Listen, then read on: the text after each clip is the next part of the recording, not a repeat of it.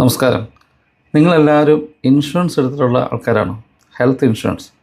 ഒരു പക്ഷേ നമ്മൾ കാണിക്കുന്ന ഒരു ചെറിയ മിസ്റ്റേക്ക് കാരണം നിങ്ങൾ ഹോസ്പിറ്റലിൽ പോയി അഡ്മിറ്റായിട്ട് ഈ ഇൻഷുറൻസ് ക്ലെയിം ചെയ്യാൻ ചെല്ലുമ്പം ₹1 പോലും കിട്ടാതെ വരും. അത്രയും നാളും നിങ്ങൾ അടച്ച ആ പൈസ വെറുതെ വേസ്റ്റായി പോകാനുള്ള സാധ്യതയുണ്ട്. എൻ്റെ സുഹൃത്തിന് സംഭവിച്ച ഒരു പ്രശ്നത്തിൻ്റെ അടിസ്ഥാനത്തിലാണ് ഞാനിങ്ങനെ വീഡിയോ ചെയ്യണമെന്ന് ആഗ്രഹിച്ചത്. പിന്നീട് കൂടുതൽ അന്വേഷിച്ചപ്പോൾ ഇതേ സാഹചര്യത്തിൽ കൂടി കടന്നു പോകുന്ന ഒരുപാട് ആൾക്കാരുണ്ടെന്ന് മനസ്സിലാക്കാൻ സാധിച്ചു. അപ്പോൾ ഉറപ്പായിട്ടും വീഡിയോ ചെയ്യണമെന്ന് ആഗ്രഹിച്ചു. ഇൻഷുറൻസ് എടുത്തിട്ടുള്ള ആൾക്കാരാണെങ്കിലും ഇനി എടുക്കാൻ ആഗ്രഹിക്കുന്ന ആൾക്കാരാണെങ്കിലും ഈ വീഡിയോ ഒന്ന് കാണുന്നത് നന്നായിരിക്കും.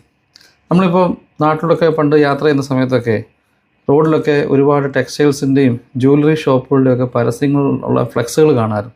എന്നാൽ ഇന്ന് ആ സ്ഥാനത്ത് ഈ ടെക്സ്റ്റൈൽസിലും ജ്വല്ലറി ഷോപ്പുകളുടെയൊക്കെ പരസ്യത്തിന് പകരം ഹോസ്പിറ്റലുകളുടെ പരസ്യമാണ് കാണുന്നത്. കാരണം ഇന്ന് ഹോസ്പിറ്റൽ എന്ന് പറഞ്ഞു കഴിഞ്ഞാൽ വളരെ വലിയൊരു ബിസിനസ് സാമ്രാജ്യമാണ്, വളരെ വലിയൊരു കച്ചവടമാണ്.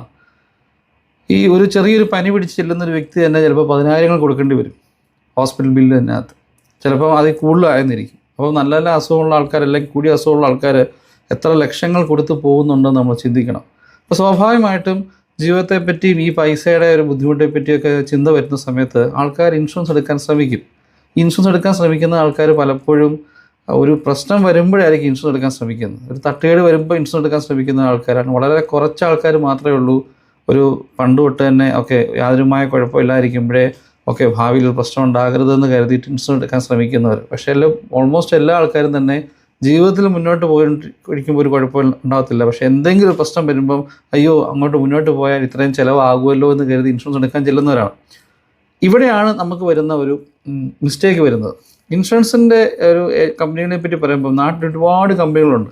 ഞാൻ ഒരു കമ്പനി എടുത്ത് പറയുന്നില്ല, കാരണം ഒന്നിനൊന്നിനും എല്ലാ കമ്പനിയും മെച്ചങ്ങൾ തന്നെയാണ്. പല രീതിയിലുള്ള പ്രശ്നങ്ങളും കുഴപ്പങ്ങളൊക്കെ ഉണ്ട്. എന്നാൽ ഇവരുടെ ഈ ടീമിനെ പറ്റി പറയുകയാണെങ്കിൽ കുറേ സെക്ഷൻസ് ഉണ്ടെങ്കിലും ഇതിൽ പ്രധാനമായിട്ട് 2 ടീമിനെയാണ് നമ്മൾ ശരിക്കും പറഞ്ഞാൽ ശ്രദ്ധിക്കേണ്ടത്. ഒന്ന്, നമ്മളെ കൊണ്ട് ഇൻഷുറൻസ് എടുക്കാൻ ശ്രമിക്കുന്ന ഏജൻറ്റുമാരായിട്ടുള്ള ആൾക്കാർ. 2, നമ്മൾ ഒരു ക്ലെയിം ചെയ്യുമ്പോൾ ആ ക്ലെയിം എങ്ങനെ തരാതിരിക്കണം എന്ന് ചിന്തിക്കുന്ന വേറൊരു ടീമുണ്ട്. അപ്പം ഈ ഏജൻറ്റുമാരാണ് അതിനകത്ത് ശരിക്കുള്ള പ്രശ്നം വരുന്നത്. കാരണം ഒരു വ്യക്തിയുടെ അടുത്ത് വരുമ്പോൾ